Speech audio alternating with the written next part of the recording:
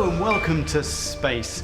In just a few days' time, ESA's Rosetta mission is going to come to a close, and it's going to do so in the most extraordinary fashion because the spacecraft is going to slowly and deliberately crash land into the comet that it's been orbiting for the past 2 years. We're with the team as they prepare for this dramatic finale.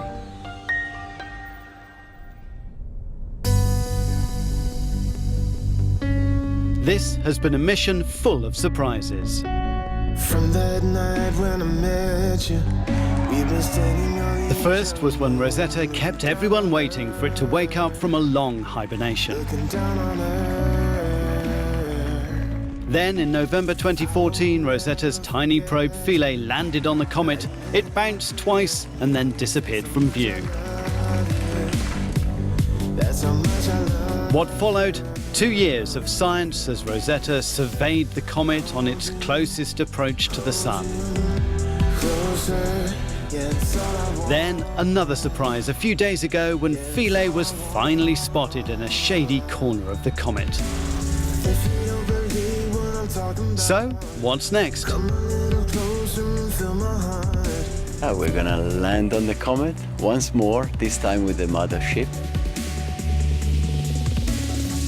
The spacecraft is not designed to land, will not survive the landing for sure, it's no doubt.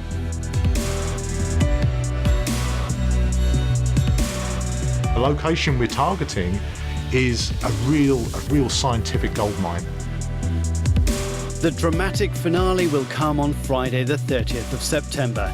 On that day, Rosetta will put itself on a deliberate collision course with the comet. If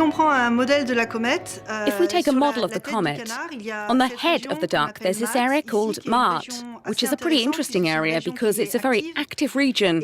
And in particular, on this side, there are two areas, what we call pits, holes, which produce gas and dust. So the idea is to come with Rosetta and land near these holes.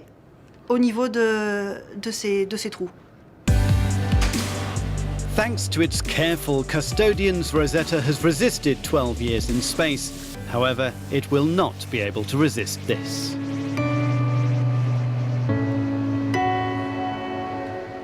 The structure of a satellite is very lightweight and very fragile.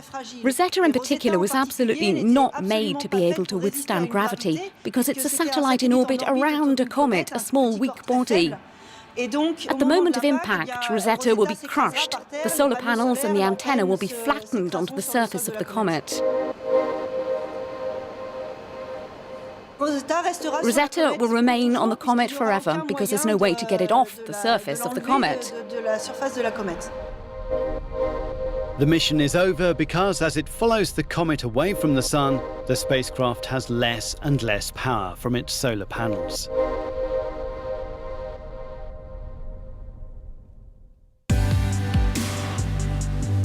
For its science masters, this ending presents a unique opportunity to take data and photos right until the end.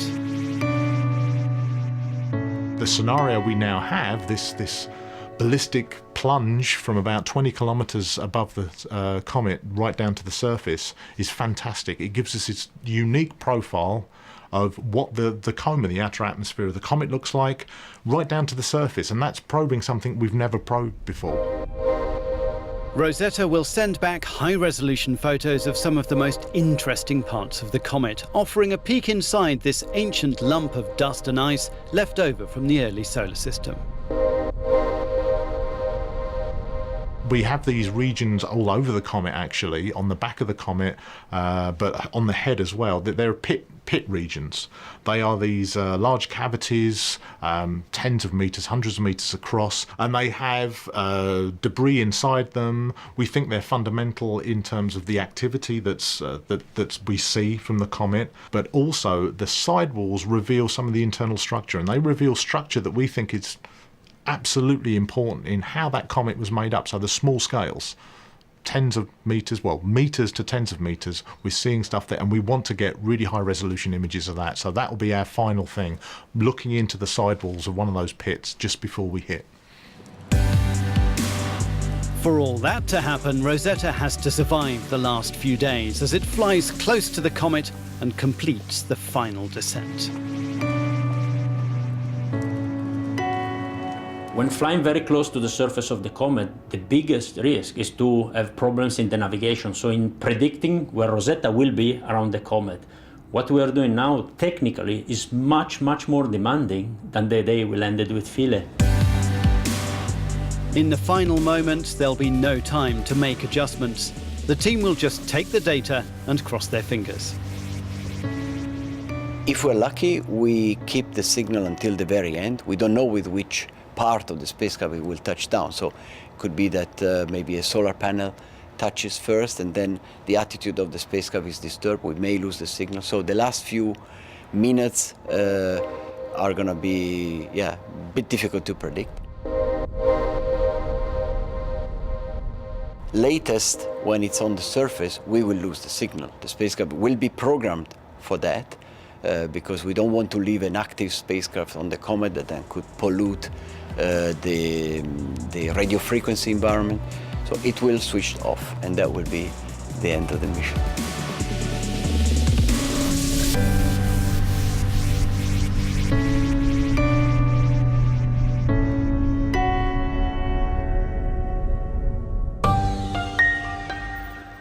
Away from Rosetta now, and to an update on the mission that we've been following all year in this programme, and that's ExoMars.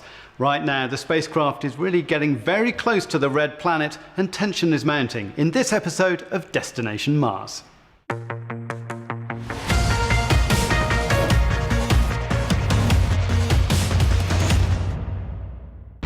Hello, my name is Michel Denis, and I'm the flight director for ExoMars.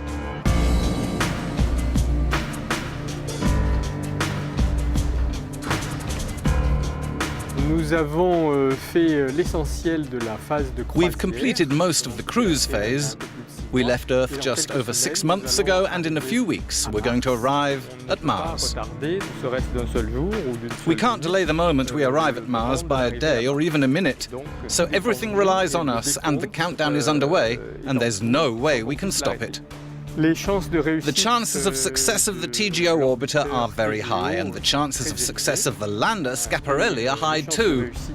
But of course, it's more difficult to land on Mars than to put yourself into orbit around it.